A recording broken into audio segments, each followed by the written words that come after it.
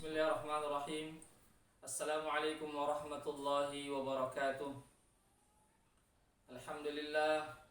Wassalatu wassalamu ala rasulillah wa ala alihi wa sahbihi wa man wala. Amma ba'd. Kaum muslimin dan muslimat yang dimuliakan Allah subhanahu wa ta'ala, InsyaAllah pada pertemuan kita kali ini saya akan mengangkat satu kisah yang bertemakan seseorang yang menjaga keikhlasannya dalam bersedekah atau membantu orang lain. Diceritakan dalam buku Sifatus Sofwa yang ditulis oleh Ibnul Jauzi rahimahullahu ta'ala, yang hidup pada abad ke-5 Hijriah, bahwasanya ada seorang ulama besar yang bernama Abdullah ibn Mubarak rahimahullahu ta'ala, semoga Allah merahmati beliau, yang tidak lagi diragukan tentang keilmuan beliau, tentang kewaraan beliau, tentang kejuhudan beliau, dan tentang jihad beliau, yang mana beliau ini hidup pada sekitar abad kedua Hijriah, termasuk golongan tabi'in.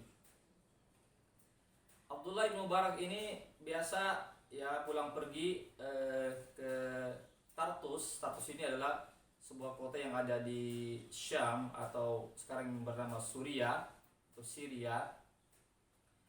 Biasa beliau singgah di sebuah penginapan ketika pulang pergi ke Tartus. Di penginapan itulah beliau biasa dilayani dengan seorang laki-laki atau seorang pemuda yang juga ikut belajar hadis dari Abdullah bin Mubarak, memberikan bantuan-bantuan kepada Ibnu Mubarak pelayanannya selama di penginapan tersebut, dan juga sekaligus belajar hadis dari Abdullah Ibnu Al-Mubarak rahimahullahu ta'ala. Suatu ketika Abdullah bin Mubarak singgah di penginapan itu, dia tidak menemukan laki-laki yang biasa membantu beliau dan yang biasa belajar hadis dari beliau. Ketika itu Abdullah bin Ibnu Mubarak tidak sempat mencarinya karena tiba-tiba beliau segera berangkat untuk berjihad. Jadi Abdullah Ibnu Mubarak ini di samping dia seorang orang alim, tapi beliau adalah orang juga seorang mujahid. Dia pun berangkat pergi berjihad sehingga dia tidak sempat mencari kabar seorang laki-laki tersebut. Kemudian setelah kembali dari peperangan jihad, maka beliau kembali lagi singgah lagi di tempat penginapan itu, dan beliau tidak menemui laki-laki yang biasa belajar dari beliau.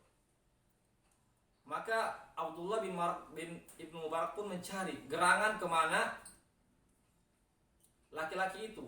Maka sepemilik penginapan mengatakan, pelayan itu atau laki-laki itu yang biasa membantu Abdullah bin Mubarak itu, dia sekarang sedang di penjara.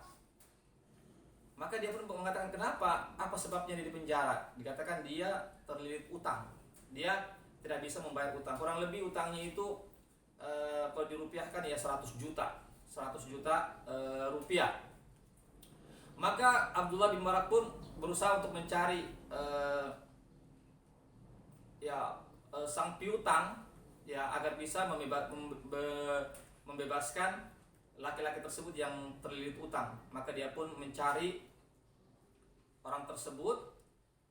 Pas ketemu, maka beliau segera melunasinya utang laki-laki tersebut yang sedang dipenjara itu. Namun dia menyampaikan kepada laki-laki tersebut, jangan engkau sampaikan kepada siapa-siapa, termasuk kepada pemuda yang di penjara itu, yang berutang itu, jangan sampaikan bahwasanya ini dari saya, bahwasanya saya yang melunasi utang-utangnya.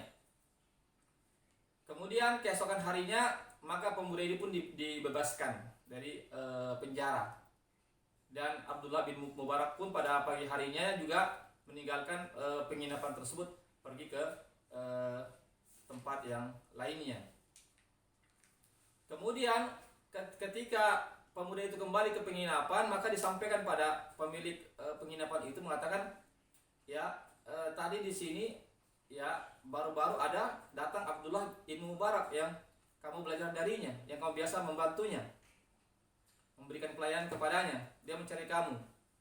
Maka laki-laki ini pun ya bersegera untuk mencari Abdullah bin Mubarak, ya mencari Abdullah bin Mubarak. Akhirnya ditemukan kurang lebih sekitar berapa puluh kilometer ya. Akhirnya laki-laki itu pun dapat menemui Abdullah bin Mubarak di perjalanan. Maka laki-laki itu maka Abdullah bin Mubarak mengatakan, dari mana kamu selama ini, saya tidak melihat kamu. Ya, dia bilang, laki-laki itu mengatakan, saya sedang waktu itu di penjara, dan karena saya terlilit utang yang tidak saya bisa membayarnya.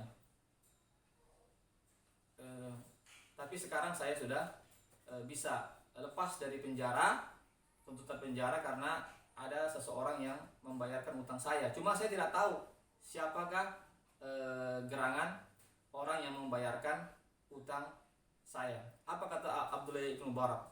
Abdullah bin Mubarak tidak mengatakan saya yang melunasi, saya yang membentuk kamu. Tapi Abdullah bin Mubarak ya mengatakan, bersyukurlah kamu kepada Allah karena kamu sudah dibebaskan dari penjara. Di sini ya, jamaah sekalian, satu kisah yang sangat menarik ya.